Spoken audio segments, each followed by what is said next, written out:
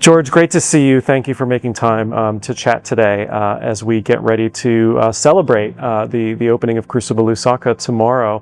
I want to go back and talk about the origins of this incredible project. But first, just talk a little bit about your background. Could you just give us a brief history of your career as an entrepreneur and a social entrepreneur, and what kind of led you to this point? Sure. There's almost no connection between my career as an entrepreneur and anything that would have been useful for Crucible, so I had to learn a lot along the way. As an entrepreneur, very quickly, I only really spent half of my life between age 20 and age 40 being an entrepreneur. I spent the other half being a conventional corporate employee. I tried a number of startups, most of which didn't work out, but then I had one that did work out. It's a big financial services technology business now called Tide, which does bank accounts for small businesses. Still has nothing to do with education in Africa. But along the way, I'd also, in my 20s, studied for a master's in development economics. I did that because as a young man, I was, as I still am, fascinated by the fact that there are parts of the world where GDP is just a lot lower per capita than it is in other countries, and I wanted to understand that and potentially work on it. Actually, in my master's, I learnt that whereas I previously assumed the constraint on countries was money, I learnt that actually the real constraint was leadership. So as a worker in their 20s trying to work out what to do with the rest of their career, I didn't go and work on that then because I couldn't really see what a foreigner based in the UK could do, and I wasn't good enough at maths to go and work in the IMF. So I didn't do that work. I was an entrepreneur, and entrepreneurship obviously ultimately worked out for me, and that meant that very luckily I was in a position where age roughly 40, I had the latitude to work out what I would spend the rest of my career doing, and I decided that beginning to make headway on this question of leadership was something that I cared a lot about, and I wanted to devote the next couple of decades of my career to. So you made your exit from Tide and began dedicating more time to thinking about something that had been a long time interest of yours. Talk a little bit about how the idea then began to crystallize. So you mentioned the notion that the limiting factor determining which countries grow and which ones don't is not money but leadership. Take us from there. Sure. So we go back to roughly the year 2018, maybe 2020. I was getting more and more, I had more and more time. I was less and less busy with Tide. I was still on the board, but I wasn't CEO anymore. And I was thinking about lots of things, but particularly this question of leadership.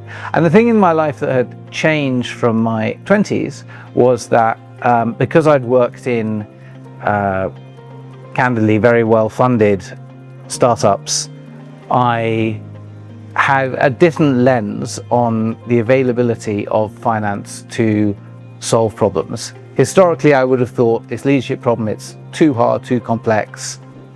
You'd never get the money to do anything good for it. And I found as I got older that I changed my mind, and that it seemed to me that usually when an idea is proven, that there usually is money from somewhere that can be got to scale it.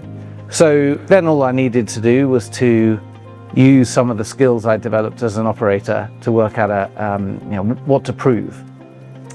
It seemed pretty obvious to me that the only way that's been proven over centuries in lots of parts of the world to reliably create large numbers of great leaders at scale is at the secondary level. That it is too late to try and identify brilliant people once they've hit adulthood.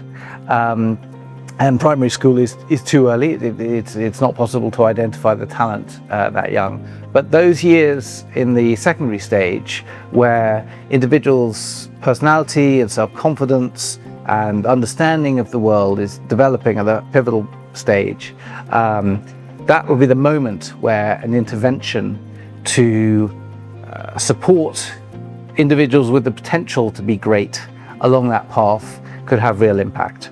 It's not irrelevant that I personally went to a school in my teenage years that had a history of doing that for 600 years or so.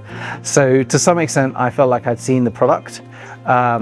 Clearly, a rather traditional 600-year-old model is not appropriate for Africa, so Crucible has invented a much more up-to-date approach. But the philosophy remains the same, that we identify spectacular teenagers, and by putting enough of them through the right sort of process, we are optimistic that ultimately spectacular GDP growth can come out the other end of the process. So clearly a lot of thought and time and rigor went into the development of this idea, and it was truly evidence-based, and you identified an intervention point at the secondary level and had an idea you thought was ready to test. How did you actually get started? So there were two key stages in getting Crucible started. The first stage was deciding that it was a good idea and really researching that hard. And the second stage was identifying the key people to make it happen. On the first stage, the desk research stage, I worked with a colleague looking at the backgrounds of all of the most pivotal leaders across the world in the 20th century to observe what it was that had enabled them to drive massive GDP change in their country.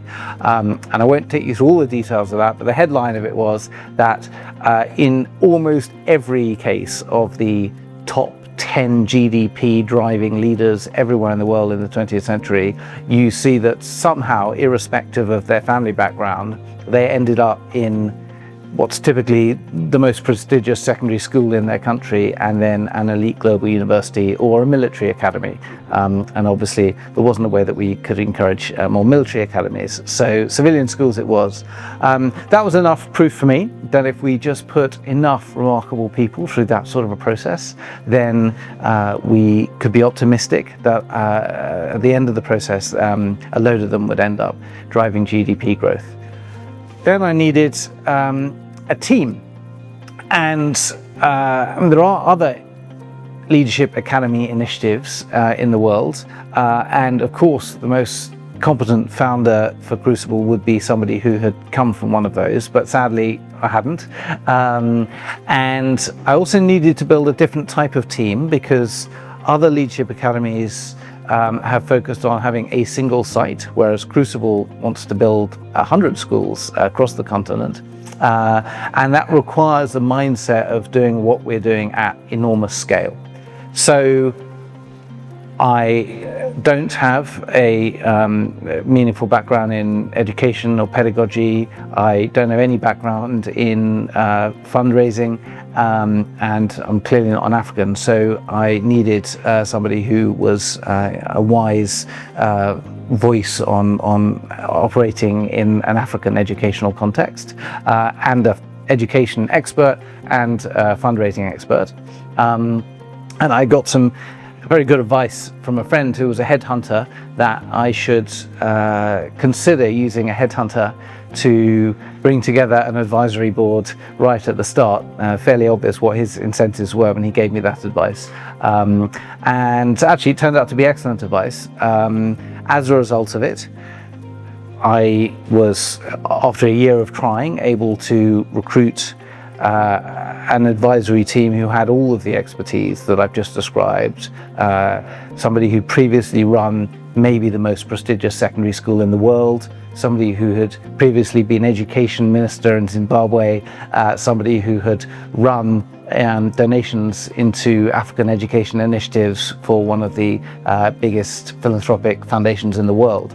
So we got the talent, and with that talent it has been possible to move the rest of the project along actually at really quite remarkable speed, because between us, or I should say between them, there is enough expertise to answer just about any question that comes up.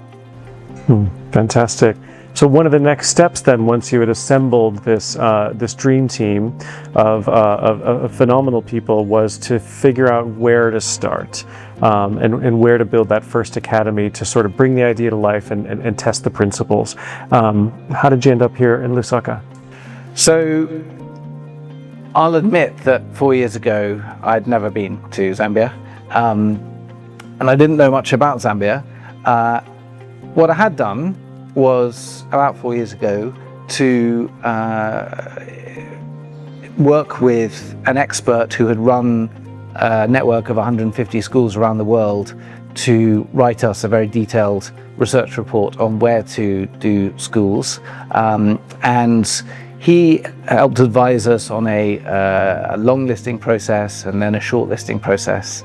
And we had some pretty obvious criteria, like it was going to be easier for us to operate in a country which was politically stable, and because the team was English speaking, it would be easier to operate in an Anglophone country.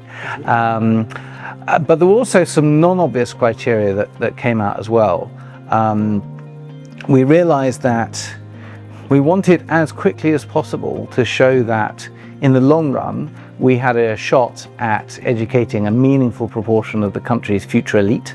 And that meant that if we went to a country that was too big, like Nigeria, we'd just have to educate so many children that it would be impossible to prove that anytime soon. Similarly, if we went to a country that was too small, like Botswana, there might be local factors which would hit the project in a small country, which would not be something you could say applied to other countries. It just wouldn't be a good test. We shortlisted Sierra Leone, Ghana, Malawi and Zambia.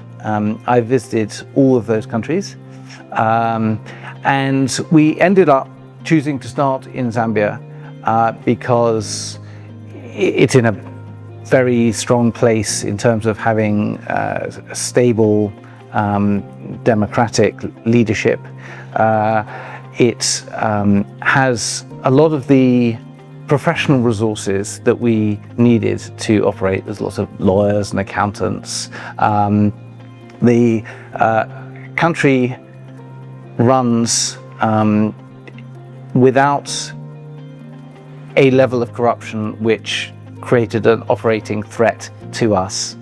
That compares with, for example, Sierra Leone, which when I visited, I was perhaps anticipating being stopped by police at roadblocks for bribes, but I didn't anticipate that to get into security at the airport, I would have a bribe extorted. And then again, when I handed over my passport, the passport officer wouldn't hand it back without being paid as well.